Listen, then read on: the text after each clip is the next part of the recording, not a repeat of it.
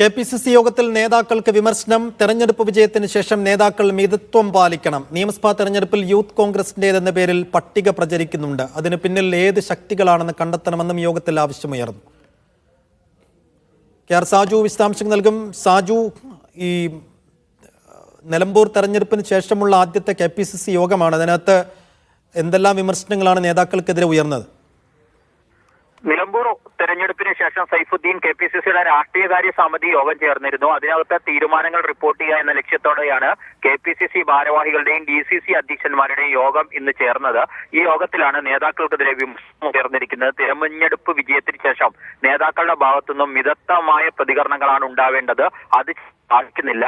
ചില നേതാക്കളുടെ ഭാഗത്തുനിന്ന് അങ്ങനെയുള്ള കാര്യങ്ങൾ ഉണ്ടാവുന്നില്ല. നിയമസഭാ തെരഞ്ഞെടുപ്പിലാണെങ്കിൽ യൂത്ത് കോൺഗ്രസിന്റേതെന്ന പേരിൽ ഒരു പട്ടിക പൊതുസമൂഹത്തിനുള്ളിൽ പ്രചരിക്കുന്നത് ഉണ്ടായിരിക്കുന്നു. ചില മാധ്യമങ്ങൾ അത്തരത്തിൽ വാർത്തകൾ കൊടുത്തു. ഇതിനു പിന്നിൽ ഏത് ശക്തികളാണ് എന്ന് കണ്ടെത്തണം എന്ന ആവശ്യം ഇന്നത്തെ യോഗത്തിൽ ഉയർന്നു.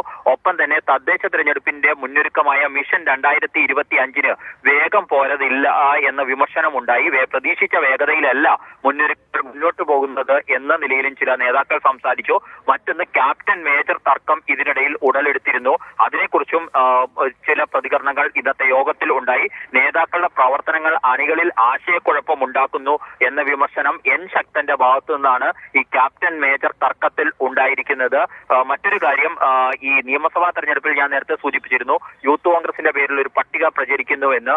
അതുമായി ബന്ധപ്പെട്ട് വാർത്താ സമ്മേളനത്തിൽ കെ.പി.സി.സി അധ്യക്ഷൻ മാധ്യമങ്ങൾക്ക് മുന്നിൽ ഒരു കാര്യം വെച്ചു: ഞങ്ങളുടെ സ്ഥാനാർത്ഥികളെ ഞങ്ങൾക്ക് പ്രഖ്യാപിക്കാൻ അനുവദിക്കണം, നിങ്ങൾ പട്ടിക ഉണ്ടാക്കരുത് എന്ന നിലയിലുള്ള വിമർശനം ഉയർത്തുകയും ചെയ്തിട്ടുണ്ട് സൈഫുദ്ദീൻ.